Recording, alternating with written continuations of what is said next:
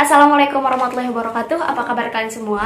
Terima kasih ya geng sudah klik video ini dan yang baru bergabung. Selamat datang, semoga kalian betah ya di channel saya. Baiklah geng, jadi jika kemarin-kemarin saya sudah membahas mengenai tempat-tempat horor yang berada di luar negeri sana seperti Korea dan Singapura, kali ini saya akan membahas sebuah tempat horor yang berada di negara kita yang tercinta ini geng. Jadi jangan kira negara kita ini nggak punya tempat horor. Banyak banget geng tempat horornya. Bahkan ada tempat-tempat horor yang kemudian dijadikan tempat wisata geng. Salah satunya yaitu Lawang Sewu. Kalian tahu kan geng Lawang Sewu itu? Dan di mana Lawang Sewu itu? Of course, secara Lawang Sewu ini geng sudah sangat famous banget di Indonesia. Bahkan mungkin di luar negeri sana ada juga di antara mereka yang memang mengenal Lawang Sewu ini. Bangunan kuno peninggalan zaman Belanda ini geng sangat terkenal gitu dengan kisah-kisah misterinya, kemudian hal-hal mistisnya. Bangunan tua ini geng telah menjadi saksi sejarah sejak lama saat Indonesia jauh dari kata merdeka.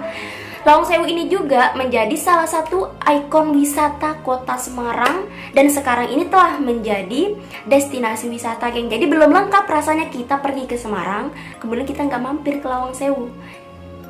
Liburan kita belum lengkap kalau kita nggak mampir ke sana. Yang belum pernah ke Semarang terus mampir ke Lawang Sewu sama geng, nanti kita bareng-bareng aja ke sana.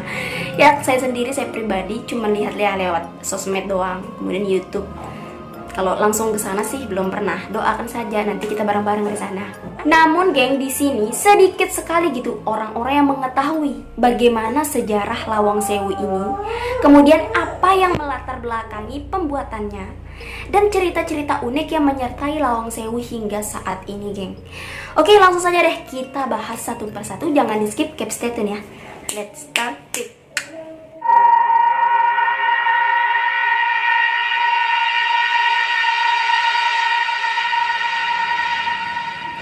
Orang-orang mungkin mengenal gedung ini dengan nama Lawang Sewu. Namun tahukah kalian geng, gedung ini bukanlah nama aslinya itu Lawang Sewu. Lalu apa kak? Jadi geng, di awal pembangunannya gedung ini bernama Netherlands Indisch Spoorweg Maatschappij atau sebut saja deh dengan NIS, sebutan NIS. Maafkan mohon dimaafkan pronunciation saya seperti ini geng. Sedangkan dalam bahasa Jawa sendiri nih, Lawang Sewu artinya 1000 pintu. Nah, jika kita berbicara mengenai 1000 pintu, jadi yang terbayang di pikiran kita itu berarti bangunan ini memiliki 1000 pintu. Sebesar apa gitu kan bangunan ini? Namun it's not like that geng. Bukan berarti sebutannya itu bangunan 1000 pintu lalu bangunan ini benar-benar memiliki 1000 pintu. No, tidak seperti itu geng. Faktanya di sini geng, Lawang Sewu ini hanya memiliki 429 pintu. Sama halnya dengan bangunan Belanda lainnya, Lawang Sewu ini memiliki banyak jendela besar yang kalau dilihat dari jauh geng, jendela ini terlihat seperti pintu. Nah, inilah alasan mengapa orang-orang banyak itu menyebut bangunan ini bangunan 1000 pintu. Karena mereka ini berasumsi bahwa jendela itu adalah pintu gitu geng. Karena Lawang Sewu ini memang memiliki jendela-jendela yang besar yang kalau dilihat dari jauh memang terlihat seperti pintu gitu. Berbeda dengan sekarang geng, Lawang Sewu dulunya itu merupakan kantor administrasi NIS, yaitu perusahaan kereta api swasta asal Netherlands. Nah, kantor NIS pertama itu berada di stasiun Semarang. Dikarenakan tempatnya ini tidak cukup, akhirnya pemerintah Belanda ini memutuskan untuk membangun gedung baru gitu geng. Pembangunan kantor administrasi NIS ini geng dimulai pada tahun 1904 dan selesai pada tahun 1907. Nah, pembangunan diawali dengan penggalian tanah sedalam 4 meter yang kemudian diganti dengan lapisan vulkanis yang menjadikan bangunan ini menjadi bangunan anti gempa, yang dalam artian walaupun gempa nggak roboh nih bangunan geng. Di balik hingar-bingar pekerja perusahaan kereta api geng, Lawang Sewu ini juga memiliki sisi kelam yang jauh dari kesan sebuah perkantoran. Selain lantai 1 dan 2 berfungsi sebagai perkantoran, kantor ini juga memiliki ruang bawah tanah dan lantai 3. Terdengar gimana gitu ya geng?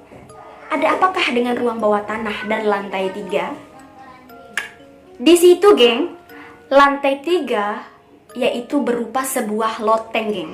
Nah, dan ruang bawah tanahnya sendiri berfungsi sebagai penjara bagi para tahanan di masa penjajahan.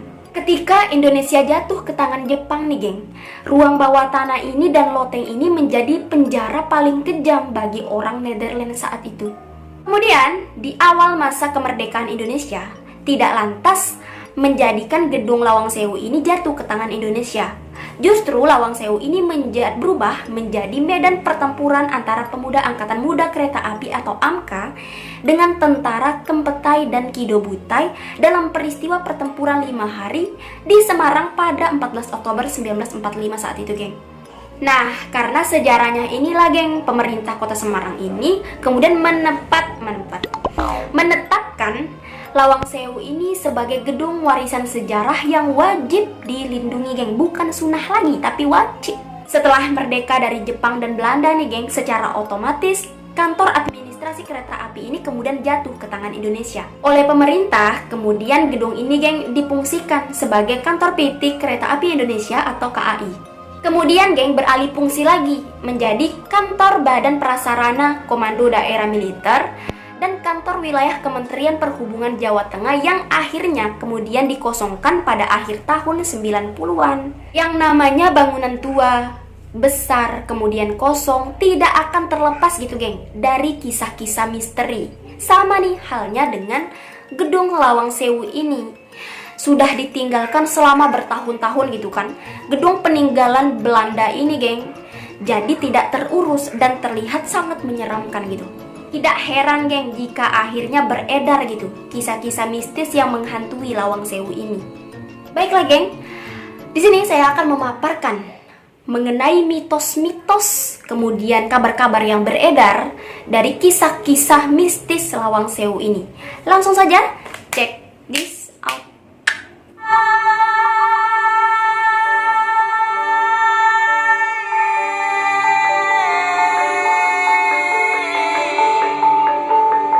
Pada tahun 2013, geng, gedung ini dijadikan lokasi uji nyali oleh sebuah acara TV. Kemudian berakhir dengan meninggalnya salah satu peserta setelah beberapa hari acara berlangsung, geng. Selain itu, geng, beredar gitu kisah hantu noni Belanda. Apa itu, Kak, noni? Noni ini, geng, panggilan untuk perempuan keturunan Belanda yang masih gadis belum menikah gitu. Nah, menurut mitosnya yang beredar nih, dahulu pada masa penjajahan Jepang terjadi kasus pemerkosaan tentara Jepang ini terhadap puluhan noni Belanda, geng. Setelah diperkosa di Lawang Sewu, geng, kemudian tentara Jepang ini memenggal kepala noni-noni yang malang itu. Nah, itulah sebabnya muncullah, geng, kisah-kisah mistis terhadap Lawang Sewu ini. Kisah hantu noni Belanda ini, geng, pernah disampaikan lewat kesaksian seorang pria yang katanya pria ini pernah melihat hantu noni Belanda ini ketika dia ini sedang mancing di Sungai Lawang Sewu. Nah, pria ini kan memberikan kesaksian bahwa hantu noni ini memang tidak mengganggu, namun hanya sekedar mondar-mandir dengan menampilkan wajahnya yang pucat yang cantik dengan bersimbah darah dan tersenyum. Allahu alam sih, geng. Next, geng, yaitu kisah prajurit Belanda penjaga pintu. Nah, di sini menurut pengakuan salah seorang penjaga gedung Lawang Sewu itu, geng, salah satu titik di mana makhluk kasat mata ini sering memperlihatkan diri, sering menunjukkan dirinya, yaitu di pintu depan paling barat atau pintu depan paling timur, katanya, geng. Dipercaya sosok penjaga di pintu dengan arah berlawanan itu, geng, adalah para serdadu tentara Belanda lengkap dengan senjata laras panjangnya. Konon nih, geng, jika seseorang menyadari serdadu hantu itu, maka akan dimulai gitu dengan hembusan angin yang agak kencang atau similir dan bau-bau misterius seperti bau wangi kemenyan, kemudian bau anyir darah membusuk. Next, geng, yaitu misteri teriakan. Nah, selain misteri noni dan serdadu yang sudah saya jelaskan tadi, kisah horor lainnya juga datang, geng, dari salah satu bagian depan halaman gedung, yakni sebuah sumur tua yang dimana sumur ini, geng, selalu dikunci dan tidak pernah dibuka. Sumur tua itu, geng, berbentuk seperti tembok yang meninggi gitu, dengan dasar tanahnya dan bagian atapnya ini adalah genting berwarna merah. Konon nih geng, katanya di malam hari itu kerap sekali geng terdengar suara teriakan, kemudian kesakitan, tangisan dan ketakutan dari para tentara Belanda. Apa hubungannya kak dengan sumur tua itu? Baiklah geng, sejarah di sini menyebutkan bahwa disitulah geng, di tempat itulah, di sumur itulah banyak para tentara Belanda tewas disembeli oleh para tentara Jepang, sehingga dikabarkan arwah-arwah para tentara Belanda ini geng katanya penasaran. Itu katanya, Allahualam, ini fakta atau gimana kita nggak tahu. Itulah geng deretan kisah mistis dari Lawang Sewu ini. Ini mau kalian percaya atau tidak geng, kembali deh kepada diri masing-masing. Jadi ini hanya hanya kabar yang beredar dari beberapa sumber yang saya rangkum. Oke, lanjut. Kita akan di sini saya akan memaparkan yaitu mengenai bagian-bagian Lawang Sewu ini, menjelaskan ke kalian bagaimana per detailnya gitu ruangan-ruangan dari bangunan besar ini. Memasuki lantai pertama, geng, pengunjung akan menjumpai beberapa ruangan yang berisi dokumentasi sejarah panjang perkeretaapian Indonesia. Sementara di ruangan lain, terdapat dokumentasi mengenai sejarah gedung yang menyimpan begitu banyak jejak rekam pembangunan kantor NIS tersebut.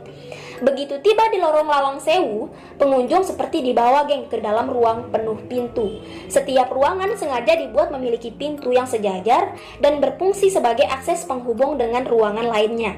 Di sudut lantai pertama, pengunjung akan menemukan sebuah tangga menurun yang merupakan pintu menuju ruang penjara bawah tanah.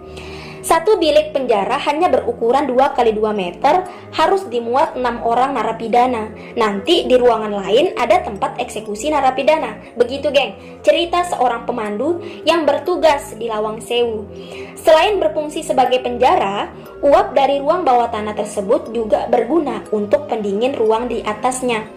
Sementara di lantai 2, pengunjung akan menemukan ruangan yang tidak jauh berbeda dengan lantai sebelumnya. Tapi, ada satu hal yang membedakan. Kaca jendela di lantai 2 ini geng dibuat terbalik. Usut punya usut, ternyata kaca jendela sengaja dibuat terbalik untuk menghindari air hujan agar tidak masuk. Di lantai 2 juga terdapat aula besar yang dahulu digunakan sebagai tempat perayaan atau pesta. Di salah satu sudut lantai ini pun masih terpasang wastafel asli yang sudah ada saat pertama gedung tersebut dibangun. Memasuki lantai 3 geng, pengunjung akan menjumpai satu ruangan besar berjendela yang dahulu dijadikan tempat berolahraga bagi pegawai kantor NIS. Aula olahraga ini dilengkapi dengan berbagai fasilitas, salah satunya toilet. Dari lantai 3 ini juga, pengunjung dapat menyaksikan pemandangan seputar Tugu Muda Semarang, geng. Keren kan? Ada satu yang cukup menarik perhatian bila kalian berkunjung ke Lawang Sewu pada malam hari, geng. Kalian akan melihat sekawanan kelelawar yang berterbangan dan hinggap di atap gedung yang penuh misteri ini. Itulah geng perdetailnya ruangan yang berada di Lawang Sewu. Tempat dinobatkan sebagai bangunan paling angker geng, kini Lawang Sewu sudah berbenah. Setelah pemugaran dan renovasi yang selesai pada tahun 2011, kini Lawang Sewu geng sudah menjadi tempat wisata sejarah. Tidak ada lagi geng tempat yang gelap dengan berbagai penampakan yang menyeramkan. Yang ada adalah bangunan yang indah, peninggalan Belanda yang kaya akan sejarah, geng. Nah, bagi kalian yang ingin berkunjung dan kemudian melihat kemegahan Lawang Sewu yang besar itu, geng, peninggalan sejarah Belanda yang indah itu, geng, kalian bisa datang jam 7 pagi sampai jam 9 malam. Nah, kemudian untuk tiket masuknya, pengunjung ini bisa membayar 10.000 untuk dewasa, kemudian untuk anak-anak cuma 5.000, geng.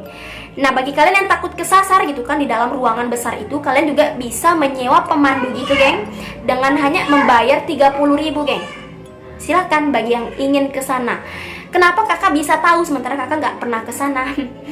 Jadi, geng, saya lihatnya di internet, geng.